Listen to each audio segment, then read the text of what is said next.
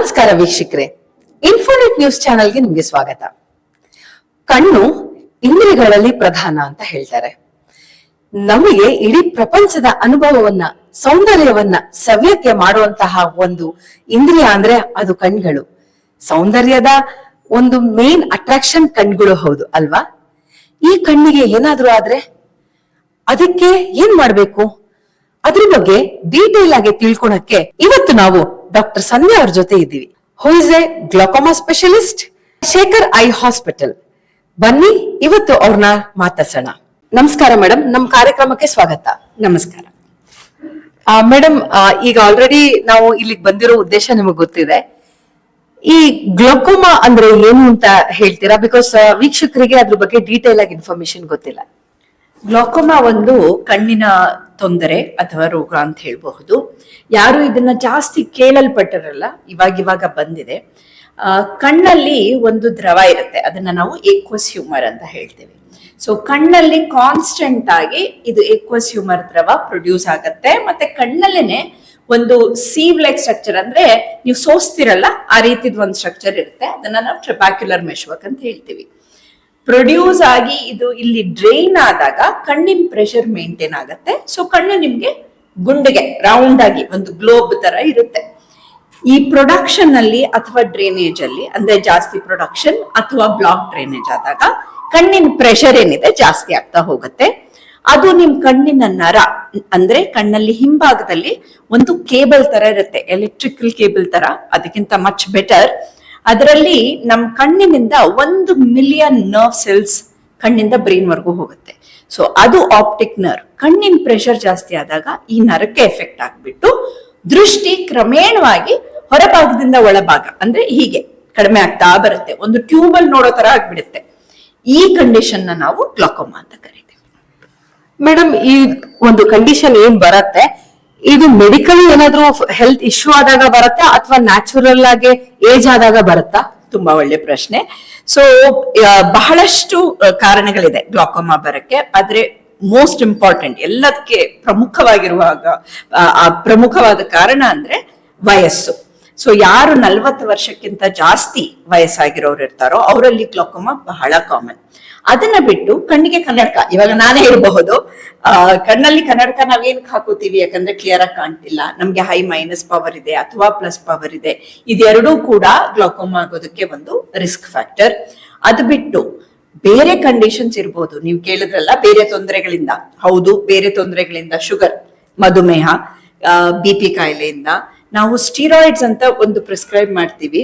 ಅದು ಒಂದೊಂದು condition like asthma ಅಲ್ಲಿ, ರೊಮಟಾಯ್ಡ್ ಆರ್ಥರೈಟಿಸ್, ಈ ಕಂಡೀಷನ್ಸ್ ಅಲ್ಲಿ ಜೀವನನ ಉಳಿಸುವಂತ ಒಂದು ಡ್ರಗ್ ಅದು. ಅದ್ರದ್ದು ಮಿಸ್ಯೂಸ್ ಆದ್ರೆ ಕೂಡ ಕಣ್ಣಿನ ಪ್ರೆಷರ್ ಜಾಸ್ತಿ ಆಗಿ ಗ್ಲಾಕೋಮಾ ಆಗಬಹುದು. ಅದು ಬಿಟ್ಟು ಕಣ್ಣಿಗೆ ಏನಾದ್ರೂ ಪೆಟ್ಟು ಬಿದ್ದಿದ್ರೆ, ಈ ಫೈರ್ ಕ್ರ್ಯಾಕರ್ ಇಂಜುರಿ, ಬೇರೆ ರೀತಿಯಲ್ಲಿ ಕೆಲಸ ಮಾಡೋರು ಕಣ್ಣಲ್ಲಿ ಕಲ್ಲು ಹೋಗುವುದು, ಇದೆಲ್ಲ ಆದ್ರೂ ಅಷ್ಟೇ. ಒಬ್ಬೊಬ್ಬರಲ್ಲಿ ತೊಂದರೆಗಳು ಮುಂಚೆಯಿಂದಾನೆ, ಅಂದ್ರೆ ಚೈಲ್ಡ್ಹುಡ್ ಗ್ಲಾಕೋಮಾ ಹುಟ್ಟದಾಗಿಂದಾನೆ ಬರುತ್ತೆ. ಸೊ ಇವೆಲ್ಲದನ್ನು risk factor. Plus family history, ಅಂದ್ರೆ ನಿಮ್ಮ ಮನೆಯಲ್ಲಿ ಯಾರಿಗಾದ್ರೂ ಗ್ಲಾಕೋಮಾ ಇದ್ರೆ ನಿಮಗೆ ಗ್ಲಾಕೋಮಾ ಬರುವಂತ ಸಾಧ್ಯತೆಗಳು ಬಹಳ ಜಾಸ್ತಿ. ಮೇಡಮ್, ಈಗ ಫ್ಯಾಮಿಲಿ ಹಿಸ್ಟ್ರಿ ಅಂತ ಅಂದ್ರೆ what ever it is the reason, ಈಗ ಗ್ಲಾಕೋಮಾ ಬಂದ್ಬಿಡ್ತು, ಅದನ್ನ ಹೇಗೆ ಟ್ರೀಟ್ ಮಾಡ್ಕೋಬೇಕಾಗತ್ತೆ? ಫ್ಯಾಮಿಲಿ ಹಿಸ್ಟ್ರಿ ಆದ್ರೆ ಹೇಗೆ? ಅಥವಾ as you said diabetes type 1 and 2 ಅವ್ರಿಗೆ ಬರತ್ತೆ ಅಂತ. ಅದ್ರಲ್ಲೂ ಡಯಾಬಿಟಿಸ್ 1 ಅಂದ್ರೆ ಮಕ್ಕಳಿಂದ ಬಂದಿರೋದ್ರಿಂದ ಸೊ ಅವ್ರಿಗೆ ತುಂಬಾ ಬೇಗ ಬರೋ ಚಾನ್ಸಸ್ ಇರುತ್ತೆ. ಈ ತರದ ಕಂಡೀಷನ್ ನಲ್ಲಿ ಮೊದಲನೇದು ಟ್ರೀಟ್ಮೆಂಟ್ ಏನು, ಅಥವಾ ಎನಿ ಎಮರ್ಜೆನ್ಸೀಸ್ ಆರ್ ಪ್ರಿಕಾಷನ್ಸ್ ಏನಾದ್ರು ಇದೆಯಾ? ಒಂದು ನಾವೇನ್ ಅರ್ಥ ಮಾಡ್ಕೋಬೇಕು, ಗ್ಲಾಕೋಮಾ ಅಲ್ಲಿ it is an asymptomatic disease, silent thief ಅಂತೀವಿ, ಅಂದ್ರೆ ಕಣ್ಣಿನ ಕಳ್ಳ. ನಿಮಗ್ ಗೊತ್ತೇ ಆಗಿರಲ್ಲ ನಿಮ್ಗೆ ಗ್ಲಾಕೋಮಾ ಇದೆ ಅಂತ. ಯಾಕಂದ್ರೆ ಒಂದೊಂದ್ಸಲ ಬಲಗಣ್ಗಿದ್ರೆ ಎಡಗಣ್ಗಿರಲ್ಲ, ಎಡಗಣ್ಣಲ್ಲಿದ್ರೆ ಬಲಗಣ್ಣಲ್ಲಿರಲ್ಲ, ಇನ್ನೊಂದು ಕಣ್ಣಲ್ಲಿ ನೀವು ನೋಡ್ತಾ ಇರ್ತೀರಾ ಪ್ರಪಂಚನ. ಒಂದೇ ಒಂದು ಕಣ್ಣು ಯೂಸ್ ಮಾಡ್ತಾರಲ್ಲ, ಅಂದ್ರೆ ಮೈಕ್ರೋಸ್ಕೋಪ್ ಅಲ್ಲಿ ಯಾರು ಕೆಲಸ ಮಾಡ್ತಾರೋ ಅವರಲ್ಲಿ ಗೊತ್ತಾಗಬಹುದು. ಇಲ್ಲ ಅಂದ್ರೆ ತುಂಬಾ ಇಂಟೆಲಿಜೆಂಟ್ ಪೇಷಂಟ್ಸ್ ಅಲ್ಲಿ ಈ ಮೇಲ್ಭಾಗ, ನಾನು ಕಿಟಕಿ ಹಾಕಕ್ ಹೋಗ್ದೆ ಇಲ್ಲಿ ಕಾಣಿಸಿಲ್ಲ, ಮೆಟ್ಲು ಇಳಿಯಕ್ ಹೋದೆ ಅಲ್ಲಿ ಕಾಣಿಸಿಲ್ಲ, these can be the symptoms. ಅದ್ ಬಿಟ್ಟು ಅಡ್ವಾನ್ಸ್ ಸ್ಟೇಜ್ ಹೋಗೋವರೆಗೂ ಗ್ಲಾಕೋಮಾಗೆ ಸಿಂಪ್ಟಮೇ ಇರಲ್ಲ, ಅಂದ್ರೆ ಗೊತ್ತಾಗೋದೇ ಇಲ್ಲ. ಸೊ ನೀವು ರೆಗ್ಯುಲರ್ ಚೆಕ್ಅಪ್ ಬಗ್ಗೆ ಬಂದಾಗ ಮಾತ್ರ 40 ವರ್ಷದ ಮೇಲೆ ಕಣ್ಣಲ್ಲಿ ಏನೋ ಬ್ಲರ್ ಆಯ್ತು, ಅವಾಗ ಆಕ್ಸಿಡೆಂಟಲಿ ಪಿಕ್ ಆಗೋ ಒಂದು ಕಂಡೀಷನ್ ಗ್ಲಾಕೋಮಾ. ಎಮರ್ಜೆನ್ಸಿ ಅಂತ ನೀವು ಕೇಳಿದ್ರಿ, there is only one type of glaucoma, ಅದನ್ನ ನಾವು ಆಂಗಲ್ ಕ್ಲೋಷರ್ ಅಂತ ಹೇಳ್ತೀವಿ. ಅದು ಒಂದೇ ಕಂಡೀಷನ್ ಸಿಂಪ್ಟಮ್ ಇರೋದು, ವಿಚ್ ಇಸ್ ಗುಡ್. ಅಂದ್ರೆ ಪೇಷಂಟ್ ಗೊತ್ತಾಗುತ್ತೆ ಏನೋ ತೊಂದರೆ ಇದೆ ಕಣ್ಣಲ್ಲಿ ಅಂತ. ಅಂದ್ರೆ ಕಣ್ ಕೆಂಪಗಾಗ್ಬಿಡುತ್ತೆ, ತುಂಬಾ ನೋವು ಬರುತ್ತೆ, ಕಣ್ಣಲ್ಲಿ ಕಂಟಿನ್ಯೂಸ್ ನೀರ್ ಬರುತ್ತೆ, ದೃಷ್ಟಿ ಮಂಜಾಗುತ್ತೆ. ಸೊ ಅವಾಗ ಡೆಫಿನೆಟ್ಲಿ ನೀವು ಬರ್ತೀರಾ. ಬಟ್ ಅದ್ರ ಪ್ರಾಬ್ಲಮ್ ಏನಂದ್ರೆ ಅದು ಅವಾಗ ಆಕ್ಚುಲಿ ಒಂದು ಎಮರ್ಜೆನ್ಸಿ ಕಂಡೀಷನ್. ಗ್ಲಾಕೋಮಾ ಅಟ್ಯಾಕ್ ಆಗಿರುತ್ತೆ, like similar to heart attack. So ನಿಮ್ಮನ್ನ ಹೇಗೆ ಹಾರ್ಟ್ ಅಟ್ಯಾಕ್ ಇಂದ ನಾವು ಬದುಕಿಸಬಹುದು ಮೋಸ್ಟ್ ಆಫ್ ದಿ ಟೈಮ್ಸ್, ಗ್ಲಾಕೋಮಾದ ಅಟ್ಯಾಕ್ ಇಂದಾನು ಹೊರಗೆ ಬರಬಹುದು. ಬಟ್ ಅದರಲ್ಲಿ ಏನು ದೃಷ್ಟಿ ಹೋಗಿದೆಯೋ ಅದು ವಾಪಸ್ ಬರೋದಿಲ್ಲ. ಸೊ ಇದಕ್ಕೆ ನಿಮ್ ಕಡೆಯಿಂದ ಏನ್ ಮಾಡ್ಬೇಕು, ನೀವು ರೆಗ್ಯುಲರ್ ಆಗಿ ಕಣ್ಣಿನ ಚೆಕಪ್ ಮಾಡಿಸ್ಬೇಕು. ಅದು 40 ವರ್ಷ ಆಗಿರೋರು, ಅದರಲ್ಲೂ ಈ ತರ ಶುಗರ್ ಇರೋರು, BP ಕಾಯಿಲೆ ಇರೋರು, ಮೈಗ್ರೇನ್ ಈಗ ಬಹಳ ಕಾಮನ್, ಸ್ಟ್ರೆಸ್ ಇಂದ ಜನಕ್ಕೆ ಮೈಗ್ರೇನ್ ತುಂಬಾ ಹೇಳ್ತಾರೆ. ಇನ್ನ ಒಂದು ಕಂಡೀಷನ್ ಸ್ಲೀಪ್ ಏಪ್ನಿಯಾ ಅಂತ ಹೇಳ್ತೀವಿ. ಅಂದ್ರೆ ಮಲ್ಕೊಳಕ್ಕೆ ಹೋದಾಗ ತುಂಬಾ ಗುರ್ಕೆ ಹೊಡಿಯೋದು. ಸೊ ಸ್ಲೀಪ್ ಡಿಸ್ಟರ್ಬೆನ್ಸ್ ಇರುತ್ತೆ ಅವರಲ್ಲಿ ಹಾರ್ಟ್ ತೊಂದರೆಗಳಿರೋರು ಅವರಲ್ಲಿ ಏನಾಗುತ್ತೆ ಅಂದ್ರೆ ಬ್ಲಡ್ ಸಪ್ಲೈ ಕಡಿಮೆ ಆಗ್ಬಿಡುತ್ತೆ, ಕಣ್ಣಿಗೆ ಹೋಗೋ ಬ್ಲಡ್ ಸಪ್ಲೈ ಕಡಿಮೆ ಆಗುತ್ತೆ. ಸೊ ಅದರಿಂದನೂ ಗ್ಲಾಕೋಮಾ ಆಗುತ್ತೆ. ಸೊ ನಿಮ್ಗೆ ಯಾವುದೇ ರೀತಿ ತೊಂದರೆಗಳಿರ್ಲಿ ಅಥವಾ ನೀವು 40 ವರ್ಷಕ್ಕಿಂತ ಜಾಸ್ತಿ ಇರ್ಲಿ, ನಿಮ್ಮ ಕಡೆಯಿಂದ ನೀವು ಮಾಡ್ಬೇಕಾಗಿರೋದು ಕಣ್ಣಿನ ಚೆಕಪ್. ಅದು ಮಾಡಿದ್ರೆ ಮಾತ್ರ ನಾವು ಡಯಾಗ್ನೋಸ್ ಮಾಡಬಹುದು ಗ್ಲಾಕೋಮಾನ. ಡೆಫಿನೆಟ್ಲಿ ಮ್ಯಾಮ್, ನೀವ್ ಹೇಳ್ದಂಗೆ ಎಲ್ಲ ಏನ್ ಅನ್ಕೊಂತಾರೆ, ನಾವ್ ಆರೋಗ್ಯವಾಗಿದೀವಿ ಅಂತಾನೆ ಅನ್ಕೊಂತಾರೆ. But your points, whatever you are saying, it's really alarming. Because ನೀವ್ ಹೇಳ್ದಂಗೆ ಇದು ಗೊತ್ತೇ ಆಗಲ್ಲ ಅಂತ ಹೇಳ್ತಾ ಇದ್ದೀರಾ. ಸೊ ಎಷ್ಟು ಡೇಸ್ ಒನ್ಸ್, ಅಂದ್ರೆ ಡ್ಯೂರೇಷನ್ ಒನ್ಸ್ ನಾವು ಚೆಕಪ್ ಮಾಡಿಸ್ಕೊಳ್ಳೋದು ಒಳ್ಳೇದು ಅಂತ ಹೇಳ್ತೀರಾ? ಈಗ 40 ವರ್ಷ ಆದ್ಮೇಲೆ ಇರೋರು ಅಟ್ಲೀಸ್ಟ್ ವರ್ಷಕ್ಕೆ ಒಂದ್ಸಲ ಆನ್ಯುವಲ್ ಚೆಕಪ್ ಮಾಡಿಸ್ಕೊಳ್ಳೋದು ಬಹಳ ಇಂಪಾರ್ಟೆಂಟ್. ಅದು ಬಿಟ್ಟು ಈ ಬೇರೆ ತರದ ತೊಂದರೆಗಳಿರೋರು, ಅಂದ್ರೆ ಕಣ್ಣಿಗೆ ಪೆಟ್ಟು ಬಿದ್ದಿರೋರು, BP ಶುಗರ್ ಇರೋರು, ಸ್ಟಿರಾಯ್ಡ್ಸ್ ಏನಾದ್ರು ತಗೊಳ್ತಾ ಇದ್ರೆ, ಇವರೆಲ್ಲ ಆದಷ್ಟು 6 ತಿಂಗಳಿಗೆ ಒಂದ್ಸಲ ಚೆಕಪ್ ಮಾಡಿಸ್ಕೋಬೇಕಾಗತ್ತೆ. ಅವಾಗ್ಲೇ ನಾವು ಡಯಾಗ್ನೋಸ್ ಮಾಡಕ್ಕಾಗುತ್ತೆ. ಮ್ಯಾಮ್, ಈಗ ಪ್ಲಸ್ ಅಂಡ್ ಮೈನಸ್ ವಿಷನ್ಸ್ ಇರುತ್ತಲ್ಲ, ಅವ್ರಿಗೂ ಇದ್ ಬರತ್ತೆ ಅಂತ ಹೇಳಿದ್ರಿ. ಸೊ ಏನಾದ್ರು ಡಿಫರೆನ್ಸ್ ಇರುತ್ತಾ? ಅಂದ್ರೆ ನಾರ್ಮಲ್ ಆಗಿ ಹೆಲ್ತ್ ಇಶ್ಯೂಸ್ ಇರೋರ್ಗೆ ಮತ್ತೆ ಇವ್ರಿಗೆ ಡಿಫರೆನ್ಸ್ ಏನಾದ್ರು ಗೊತ್ತಾಗತ್ತಾ? ಅಂದ್ರೆ ಬೇರೆ ತರದ ಗ್ಲೋಕೋಮಾ ಅಂತ ಏನಾದ್ರು ಇದೆಯಾ ಅಥವಾ ಎಲ್ಲವೂ ಒಂದೇನಾ? ಇಲ್ಲ, ಗ್ಲಾಕೋಮಾನ ನಾವು ಪ್ರೈಮರಿ ಮತ್ತೆ ಸೆಕೆಂಡರಿ ಅಂತೀವಿ. ಪ್ರೈಮರಿ ಅಂದ್ರೆ ಅದು ಬೇಸಿಕ್ಲಿ ಕಣ್ಣಿನ ತೊಂದರೆಯಿಂದಾನೇ ಬಂದಿರೋ ಗ್ಲಾಕೋಮಾ ಅಂತ. ಸೆಕೆಂಡರಿ ಅಂತ ಹೇಳಿದ್ರೆ ಅದು ಮೈಯಲ್ಲಿ ಇರೋ ಬೇರೆ ತೊಂದರೆಗಳಿಂದ ಬಂದಿರುವಂತ ಗ್ಲಾಕೋಮಾ, ಅದನ್ನ ಸೆಕೆಂಡರಿ ಅಂತ ಹೇಳ್ತೀವಿ. ಈಗ ಪ್ಲಸ್ ಮೈನಸ್ ಅಂತ ಏನ್ ಹೇಳಿದ್ರಿ, ಸೊ ಅದು ಒಂದು ತರದ್ದು ಕ್ಲಾಸಿಫಿಕೇಶನ್ ಗ್ಲಾಕೋಮಾದು, ಪ್ರೈಮರಿ ಸೆಕೆಂಡರಿ. ಇನ್ನ ಒಂದು ನಾವು open angle and closed angle ಅಂತ ಹೇಳ್ತೀವಿ. ನಾನು ನಿಮ್ಗೆ ಅವಾಗ್ಲೇ ಹೇಳ್ದಂಗೆ open angle common, closed angles common. Closed angles ಬಂದು ನೀವು ಪ್ಲಸ್ ಪವರ್ ಇರೋರಲ್ಲಿ ಕಾಣಿಸುವಂತ ಗ್ಲಾಕೋಮಾ, ಓಪನ್ ಆಂಗಲ್ಸ್ ಬಂದು ಮೈನಸ್ ಪವರ್ ಅಲ್ಲಿ ಕಾಣಿಸುವಂತ ಗ್ಲಾಕೋಮಾ. ಸೊ ಒಬ್ಬೊಬ್ಬರಲ್ಲೂ ಅವರ ಏನು ಕಾರಣಗಳಿದೆ ಅದ್ರ ಪ್ರಕಾರ ಟೈಪ್ ಆಫ್ ಗ್ಲಾಕೋಮಾ ಚೇಂಜ್ ಆಗುತ್ತೆ. Thank you. ಗ್ಲಾಕೋಮಾ ಬಂದ್ ಆಗೋದ್ಮೇಲೆ what is a treatment? So ನಿಮ್ಗೆ ನಾನು ಮುಂಚೆನೆ ಹೇಳ್ದಂಗೆ ಕಣ್ಣಿನ ಪ್ರೆಷರು ಇವಾಗ ಕಂಡು ಹಿಡ್ದಿರೋದು, ನಾವ್ ಯಾವ ಸ್ಟೇಜ್ ಅಲ್ಲಿ ಇದೀವಿ ಅಂದ್ರೆ ದ ಓನ್ಲಿ ಕಂಟ್ರೋಲಬಲ್ ಫ್ಯಾಕ್ಟರ್, ನಮ್ಮ ಕೈಯಲ್ಲಿ ಕಂಟ್ರೋಲ್ ಇರೋದು ಕಣ್ಣಿನ ಪ್ರೆಷರ್ ಒಂದೇ. The rest are not under your control. So ನಿಮ್ ಕಣ್ಣಿನ ಪ್ರೆಷರ್ ನ ತಗ್ಗಿಸೋ ಅಂತ ಬೇರೆ ಬೇರೆ ಟ್ರೀಟ್ಮೆಂಟ್ಸ್ ಇದೆ. ಒಂದು ಕಣ್ಣಿಗೆ ಹಾಕೋ ದ್ರವಗಳು, ಅಂದ್ರೆ ಡ್ರಾಪ್ಸ್, ಐ ಡ್ರಾಪ್ಸ್ ಅಂತ ಏನ್ ಹೇಳ್ತೀವಿ. ಗ್ಲಾಕೋಮಾಗೆ ಮಾತ್ರೆಗಳು ಜಾಸ್ತಿ ನಾವು ಯೂಸ್ ಮಾಡಲ್ಲ. ಯೂಸ್ ಮಾಡಿದ್ರು they are only temporarily. Maybe 1 week 2 weeks ವರ್ಗು ನಾವು ಒಂದು ಟ್ಯಾಬ್ಲೆಟ್ಸ್ ಕೊಡಬಹುದು, ಇಮಿಡಿಯೇಟ್ ಆಗಿ ಕಣ್ಣಿನ ಪ್ರೆಷರ್ ಕಡಿಮೆ ಆಗ್ಬೇಕು ಅನ್ನೋದ್ರಲ್ಲಿ. ಅದ್ ಬಿಟ್ಟು ನಾವು ಲೇಸರ್ ಟ್ರೀಟ್ಮೆಂಟ್ಸ್ ಅವೈಲೇಬಲ್ ಇದೆ. ಸೊ ಕಣ್ಣಲ್ಲಿ ಈ ಎಮರ್ಜೆನ್ಸಿ ಗ್ಲಾಕೋಮಾ ಇದೆಯಲ್ಲ, ಗ್ಲಾಕೋಮಾ ಅಟ್ಯಾಕ್ ಆದಾಗ ನಾವು ಕಣ್ಣಲ್ಲಿ ಒಂದು ಓಪನಿಂಗ್ ಮಾಡ್ತೀವಿ, ಅದಕ್ಕೆ ಲೇಸರ್ PI ಅಂತ ಹೇಳ್ತೀವಿ. ಸೊ ಲೇಸರ್ ಟ್ರೀಟ್ಮೆಂಟ್ಸ್ ಇದೆ. ಅದ್ ಬಿಟ್ಟು ನಮ್ಗೆ ಇರೋದು ಆಕ್ಚುಯಲ್ ಸರ್ಜರಿ. ಸೊ ಸರ್ಜರಿ ಮಾಡಿ ಕಣ್ಣಿನ ದ್ರವ ಏನ್ ಹೇಳ್ದೆ ಎಕ್ವಸ್ ಹ್ಯೂಮರ್ ಅಂತ, ಅದು ಮುಂದೆ ಹೋಗ್ಬೇಕು ಅಥವಾ ಅದ್ರ ಡ್ರೈನೇಜ್ ನ ಏಡ್ ಮಾಡೋ ತರ ಸರ್ಜರಿ ಮಾಡ್ತೀವಿ. ಇದೆಲ್ಲ ಮಾಡಿ ನಾವ್ ಏನು ಪಡ್ಕೋತೀವಿ ಅಂದ್ರೆ ಏನ್ ಇದೆಯೋ ಅಷ್ಟು ಕಣ್ಣಿನ ವಿಷನ್ ನ ಉಳಿಸ್ಕೋಬಹುದು. ಏನು ಹೋಗಿದ್ಯೋ ಅದು ನಮ್ ಕೈಯಲ್ಲಿಲ್ಲ, ಬಟ್ ಅಂಧತ್ವದಿಂದ ನಾವು ಪೇಷಂಟ್ ನ ಉಳಿಸಬಹುದು. ಮ್ಯಾಮ್, ತುಂಬಾ ಜನ ಫ್ಯಾಷನ್ಗಿರ್ಬೋದು ಅಥವಾ ಬೇರೆ ಕಾರಣಕ್ಕೆ ಲೆನ್ಸ್ ಗಳನ್ನ ಯೂಸ್ ಮಾಡ್ತಾರೆ. ಅಂದ್ರೆ ಕನ್ನಡಕ ಹಾಕೊಳಕ್ ಇಷ್ಟ ಇಲ್ದಿರೋರು ಯೂಸ್ ಮಾಡ್ತಾರೆ, ಕೆಲವರು ಫ್ಯಾಷನ್ಗೋಸ್ಕರ ಯೂಸ್ ಮಾಡ್ತಾರೆ. ಇದು ಏನಾದ್ರೂ ಎಫೆಕ್ಟ್ಸ್ ಆಗೋ ಚಾನ್ಸಸ್ ಇದೆಯಾ? ನೀವು ಗ್ಲಾಕೋಮಾಗೆ ಅಂತ ಕೇಳಿದ್ರೆ ಇಲ್ಲ, ಕಾಂಟ್ಯಾಕ್ಟ್ ಲೆನ್ಸಸ್ ಆಗ್ಲಿ ಲೇಸರ್ ಸರ್ಜರಿ ಮಾಡೋದ್ರಿಂದ ಆಗ್ಲಿ ಗ್ಲಾಕೋಮಾ ಏನ್ ಬರೋದಿಲ್ಲ.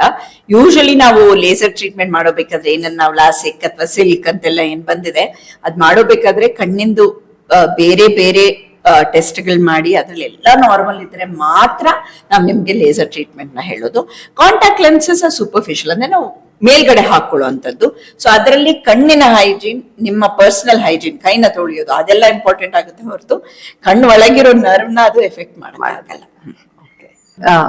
ಮೇಡಮ್, ನನ್ಗಿರೋ ಈ ಒಂದು ಪ್ರಶ್ನೆ ಏನು ಅಂದ್ರೆ, ಗ್ಲುಕೋಮಾ ಮತ್ತು ಕ್ಯಾಟ್ರಾಕ್ಟ್ ಇದೆರಡು ಬೇರೆ ಬೇರೆನಾ? ಮತ್ತೆ ಎರಡು ಅಕಸ್ಮಾತ್ ಬೇರೆ ಬೇರೆ ಆದ್ರೆ ಇದೆರಡು ಇರೋ ಪೇಷಂಟ್ಸ್ ನಿಮ್ಮ ಹತ್ರ ಬಂದಿದಾರ? ಬಹಳಷ್ಟು ಬಂದಿದ್ದಾರೆ. ಕ್ಯಾಟ್ರಾಕ್ಟ್ ಅಂದ್ರೆ ಕಣ್ಣಲ್ಲಿ ಇರುವ ಲೆನ್ಸ್, ಅಂದ್ರೆ we are born with a lens, ಕಣ್ ಒಳಗ್ ಒಂದು ಸ್ಟ್ರಕ್ಚರ್ ಇದೆ ಲೆನ್ಸ್ ಅಂತ, ಅದರಿಂದಾನೇ ನಿಮಗ್ ಕಾಣಿಸ್ತಿರೋದು. ಆ ಲೆನ್ಸು ಪೊರೆ ಆಗೋದು ಅಂದ್ರೆ ವಯಸ್ಸಾಗ್ತಾ ಆಗ್ತಾ ಅದರಲ್ಲಿ ಒಂದು ಪ್ರೋಟೀನ್ ಅಂತ ಹೇಳ್ತೀವಿ, ಅದು ಕೋಯಾಗುಲೇಟ್ ಆಗಿ ಕ್ಲಿಯರ್ ಆಗಿರೋ ಲೆನ್ಸು ಕ್ಲೌಡಿ ಆಗ್ತಾ ಹೋಗುತ್ತೆ.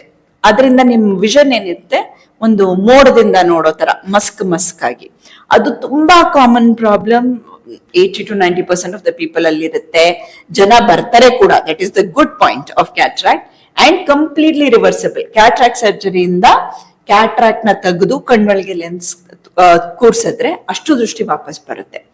ಗ್ಲಾಕೋಮಾ ಹಾಗಲ್ಲ, ಯಾಕಂದ್ರೆ ನಿಮ್ದು ದೃಷ್ಟಿ ಏನ್ ಹೋಗಿದೆಯೋ ಅದು ನರನ ಎಫೆಕ್ಟ್ ಮಾಡಿ ಹೋಗಿದೆ.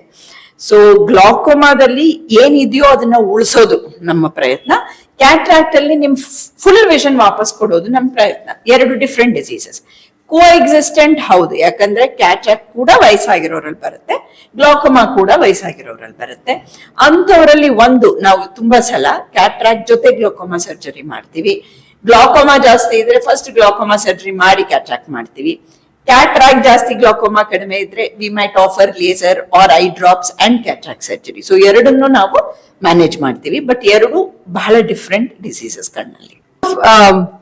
Prevention is better than cure ಅಂತ ನಾವ್ ಹೇಳ್ತೀವಿ. ಈ ಎಲ್ಲಾ ಕಂಡೀಷನ್ಸ್ ನಾವೇನ್ ಡಿಸ್ಕಸ್ ಮಾಡಿದ್ವಿ, ಏನಾದ್ರು ಪ್ರಿವೆನ್ಷನ್ ಆಕ್ಟಿವಿಟೀಸ್ ನಾವು ಫಾಲೋ ಮಾಡಬಹುದಾ? ನಾನು ಹೇಳ್ದಂಗೆ regular routine examinations prevention glaucoma ಅಲ್ಲಿ. But having said that there are certain studies, ಅದರಲ್ಲಿ yoga is suppose to be good. ನೀವು ಯೋಗ ಮಾಡಿದ್ರೆ ಒಳ್ಳೇದು ಗ್ಲಾಕೋಮಾಗೆ. ಗುಡ್ ಎಕ್ಸಸೈಸಿಂಗ್ ಅಂದ್ರೆ ನೀವು ವಾಕಿಂಗ್ ಇರ್ಬೋದು ಅಥವಾ ನೀವು ರೆಗ್ಯುಲರ್ ಆಗಿ ರನ್ನಿಂಗ್ ಇರ್ಬೋದು, ನೀವೇನ್ ಮಾಡ್ತಿರೋ ರೆಗ್ಯುಲರ್ ಫಿಸಿಕಲ್ ಎಕ್ಸಸೈಸಸ್ ಗುಡ್.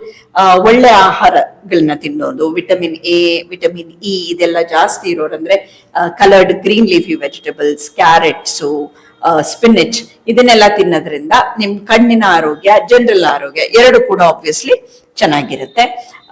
ಇದನ್ನೆಲ್ಲ ಮಾಡಿ ರೆಗ್ಯುಲರ್ ಆಗಿ ಕಣ್ಣಿನ ಪರೀಕ್ಷೆ ಮಾಡ್ಕೊಂಡು ನಿಮ್ಗೆ ಏನು ತೊಂದರೆಗಳಿದೆಯೋ ಅಂದ್ರೆ BP, ಶುಗರ್ ಇರ್ಲಿ, ಯಾವ್ದಾದ್ರು ಇರ್ಲಿ, ಅದನ್ನೆಲ್ಲ ಟ್ರೀಟ್ಮೆಂಟ್ ತಗೊಂಡು ಅದನ್ನು ಕಂಟ್ರೋಲ್ ಅಲ್ಲಿ ಇಟ್ಕೊಳ್ಳೋದು. ಇದರಿಂದ ನೀವು ಅದನ್ನ ಬಹಳ ಅಷ್ಟು ಮಟ್ಟಿಗೆ ಕಂಟ್ರೋಲ್ ಮಾಡ್ಕೋಬಹುದು. ಮ್ಯಾಮ್, ನಿಮ್ಮ ಕರಿಯರ್ ಅಲ್ಲಿ of course you have cured lot of people, you have seen lot of patients. ನಿಮ್ಮ ಕರಿಯರ್ ಅಲ್ಲಿ ಯಾವ್ದಾನ ಈ ತರದ ಕೇಸು ಚಾಲೆಂಜಿಂಗ್ ಆಗಿದ್ದು, ಅದ್ರ ಬಗ್ಗೆ, ಅದ್ರ ಅನುಭವ, ಸಕ್ಸಸ್, ಅದ್ರ ಬಗ್ಗೆ ಏನಾರು ಹಂಚ್ಕೊಂತೀರಾ? ಬಹಳಷ್ಟಿದೆ, ಬಟ್ ಆಫ್ ದ ರೆಕಾರ್ಡ್ ನನಗೆ ಜ್ಞಾಪಕ ಬರ್ತಿರೋದು one middle age person, maybe 35-36 ವರ್ಷದವರು. ಅವ್ರು ಬಂದಿದ್ದು ಕಣ್ಣಿಂದು ದೃಷ್ಟಿ ಕಡಿಮೆ ಆಗ್ತಿದೆ, ಮಂಜಾಗಿ ಕಾಣ್ತಿದೆ, ಯಾಕಂದ್ರೆ ಪ್ರೆಷರ್ ಬಹಳ ಜಾಸ್ತಿ ಇತ್ತು. ಸೊ ಅವ್ರನ್ನ ನಾವು ಇನ್ವೆಸ್ಟಿಗೇಟ್ ಮಾಡಿದಾಗ ನಮಗೆ ಗೊತ್ತಾಗಿದ್ದು, finally we ended up with a condition in the heart for which he needed a surgery. And ಅವ್ರಿಗೆ ಯಾವಾಗ ಆ ಟೈಮ್ ಅಲ್ಲಿ ನಾವು ರೆಫರ್ ಮಾಡದಿದ್ರೆ he would have lost his life. So we diagnose going backwards for him. ಆ ರೀತಿ conditions ಕೂಡ ಇದೆ. ಒಬ್ಬೊಬ್ಬರಲ್ಲಿ ಯಾವ್ದು ಯಂಗರ್ ಪೇಷಂಟ್ಸ್ ನಾನು ತುಂಬಾ ಜನನ ಆಪರೇಟ್ ಮಾಡಿದೀನಿ. ಈ ಸಾಫ್ಟ್ವೇರ್ ಇಂಜಿನಿಯರ್ಸ್ ಎಸ್ಪೆಷಲಿ, ಅವ್ರಿಗೆ they wouldn't even have known, but ಅವರಲ್ಲಿ ದೃಷ್ಟಿ ಬಹಳನೇ important. So there is a person whom I have operated. He is also young. ಅವರು ಕೂಡ ಇವಾಗ I think he's in 40s. ಅದ್ ಬಿಟ್ಟು ಈ ಸಿಂಗಲ್ ಒಂದೇ ಕಣ್ಣಿರುತ್ತೆ, ಇನ್ನೊಂದ್ ಕಣ್ಣು ಯಾವ್ದೋ ದುರಾದೃಷ್ಟದಿಂದ ಆ ಕಣ್ಣಲ್ಲಿ ದೃಷ್ಟಿ ಇರಲ್ಲ. ಆ ರೀತಿ ಪೇಷಂಟ್ ರೀಸೆಂಟ್ ಆಗಿ ಒಬ್ರಿಗೆ ಆಪರೇಟ್ ಮಾಡಿದೀನಿ. ಅವರು ಕೂಡ I think he's in computer related, but he's an older gentleman, 55, but he did really well. ಅವ್ರಿಗೆ ಒಂದು ಕಣ್ಣಲ್ಲಿ ರೆಟಿನಲ್ ಪ್ರಾಬ್ಲಮ್ಸ್ ಇತ್ತು with glaucoma and he's been manage. So ದೃಷ್ಟಿ ಹೇಗಿದೆ ಅಂದ್ರೆ ಇವಾಗ ಅವರು ಕಂಟಿನ್ಯೂಸ್ ಆಗಿ ಅಂದ್ರೆ ರೆಗ್ಯುಲರ್ ಆಗಿ ವರ್ಕ್ ಮಾಡ್ತಿದ್ದಾರೆ. So all these are happy incidences for us. That's fantastic ma'am. ಒಂದು ಲಾಸ್ಟ್ ಕ್ವೆಶನ್ ಏನಂದ್ರೆ, ಇವಾಗಿನ ಯೂತ್ ಏನು ಇವಾಗಿನ ಎಲ್ಲರೂ ಸಹ ಮೊಬೈಲ್ ಅಡಿಕ್ಷನ್ ಆಗಿದ್ದಾರೆ. ಈ ಮೊಬೈಲ್ ಅಡಿಕ್ಷನ್ ಮತ್ತೆ ಅಂದ್ರೆ ಲೇಟ್ ನೈಟ್ ಅಲ್ಲೂ ಆಪರೇಟ್ ಮಾಡ್ತಾ ಇರ್ತಾರೆ. ಇದು ತುಂಬಾ ಸ್ಟ್ರೈನ್ ಆಗುತ್ತೆ. ನೀವು ಫಸ್ಟೇ ಹೇಳ್ದಾಗೆ ತುಂಬಾ ಸ್ಟ್ರೈನ್ ಆಗೋದು ಕಣ್ಣಿಗೆ ತುಂಬಾ ಪ್ರಾಬ್ಲಮ್ ಅಂತ ಹೇಳ್ತಿದ್ದೀರಾ. ಈ ಒಂದು ಕಂಡೀಷನ್ ಅಂದ್ರೆ addiction to the mobile or addiction to the sites and all late night using that, will it affect and will it lead to the glaucoma? No, these things don't lead to glaucoma. But addiction ಅನ್ನೋ ವರ್ಡೇ ನಾವು ಅರ್ಥ ಮಾಡ್ಕೋಬೇಕು, unnecessary dependence ಅಂತ.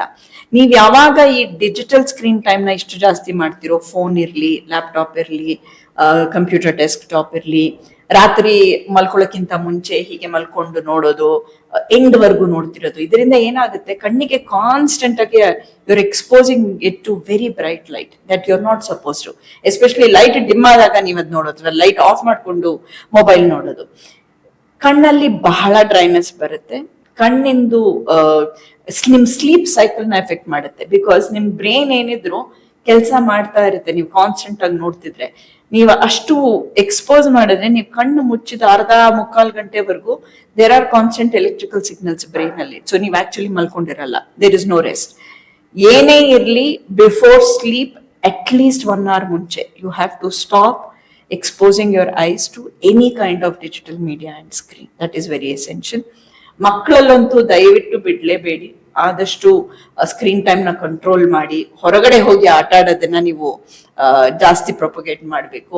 ಅವ್ರು ಆಟ ಆಡ್ಲಿ, ಅವರು TV ನೋಡೋದನ್ನ ಸ್ವಲ್ಪ, ಅದರಲ್ಲೂ ಲ್ಯಾಪ್ಟಾಪ್, ಇವಾಗ ರಿಸರ್ಚ್ಗೆನೆ ಲ್ಯಾಪ್ಟಾಪ್ ಯೂಸ್ ಮಾಡ್ತಾರೆ. ಸೊ ಅದನ್ನ ಸ್ಟಾಪ್ ಮಾಡಕ್ ಆಗಲ್ಲ. ವಿಡಿಯೋ ಗೇಮ್ಸ್ ಆಡೋದನ್ನ ಸ್ಟಾಪ್ ಮಾಡ್ಬೇಕಾಗುತ್ತೆ. ಯಾಕಂದ್ರೆ ಮಕ್ಕಳಿಂದ ನಾವು ಅಡಿಕ್ಷನ್ ಶುರು ಮಾಡ್ಕೋತೀವಿ.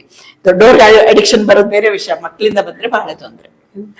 Thank you so much ma'am. ನಿಮ್ಮ ಒಂದು ಬಿಸಿ ಸ್ಕೆಡ್ಯೂಲ್ ಅಲ್ಲಿ ನಮಗೋಸ್ಕರ ಟೈಮ್ ಕೊಟ್ಟು ಇಷ್ಟೊಂದು ನಾಲೆಜ್ ನ ಜನರಿಗೋಸ್ಕರ ನೀವು ಹೇಳಿದ್ದಕ್ಕೆ ತುಂಬಾ thanks. And today we wish you very special women's day. Happy women's day. We are very proud to have you today, because ಒಂದು ಅಚೀವರ್ ನಮ್ ಜೊತೆ ಇದ್ದು ವಿಮೆನ್ಸ್ ಡೇ ನಲ್ಲಿ ನಮ್ಗೆ ಟೈಮ್ ಸ್ಪೆಂಡ್ ಮಾಡಿದ್ದಕ್ಕೆ thank you so much ma'am.